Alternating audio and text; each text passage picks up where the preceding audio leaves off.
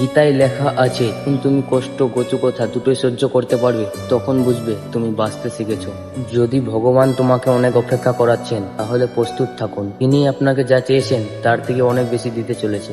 জীবন নিয়ে বেশি ভাববেন। আপনাকে জীবন দিয়েছে, তাহলে কিছু না কিছু ভেবেই দিয়েছে। শ্রীকৃষ্ণ বলেছে, কাউকে দুঃখ দিয়ে আমার কাছে সুখ নাশনা করো না। কাউকে যদি ক্ষণিকের জন্য সুখ দাও, তবে তোমার দুঃখ নিয়ে চিন্তা করো না। মৃত ব্যক্তিকে কাঁদ দেওয়া খেয়ে মানুষ যেমন পুণ্য মনে করে, জীবিত মানুষের পাশে থাকাতে পুণ্য বলে ভাবতে শুরু করলেন, জীবন সহজ হয়ে যাবে। আমাদের অকারণে কোনো মানুষের সাথে দেখা হয় না। আমরা কিছু মানুষের থেকে শিক্ষা পাই, কিছু মানুষের থেকে জ্ঞান পাই।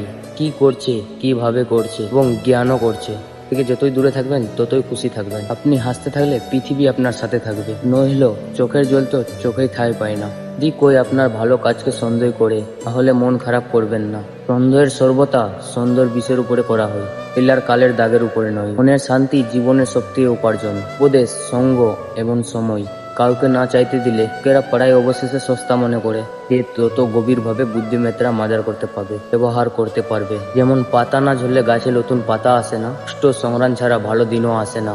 অল্প থেকে খুশি তার কাছে সব থেকে বেশি খুশি আসে। যতক্ষণ আপনি ভয় পাবেন, আপনার জীবনের সব সিদ্ধান্ত লোকেরাই নিয়ে নেবেন। যারা আপনাকে সময় দেয়, এদের প্রতি সর্বদা অনুরক্ত ও ঋণী হয়ে থাকবেন। জীবনে কখনো অহংকার করো না, কারণ ভাগ্য সবসময় বদলায়। যেমন আয়না একই থাকে, শুধু প্রতিচ্ছবি বদলায়। শান্তি প্রিয় মানুষ যেমন সুখেই জীবন যাপন করে, তাদের উপর জয় পরাজয় প্রভাব পড়ে না। শ্রীকৃষ্ণ বলে, স্বর্গের স্বপ্ন ছেড়ে দিন, নরকের ভয়ে ছেড়ে দিন। কে জানে কোনটা পাপ কোনটা বন্য।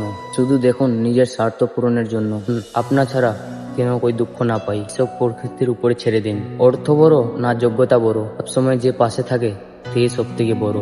কেউ যদি আপনাকে নিজের স্বার্থ পূরণের জন্য মনে করে, তাহলে তাকে স্বার্থপর ভাববেন না। আপনি সেই তার জীবনের উজ্জ্বল আলো সেই অন্ধকারে দেখতে পাই। সবাইকে নিজের গোপন কথা বলবেন না।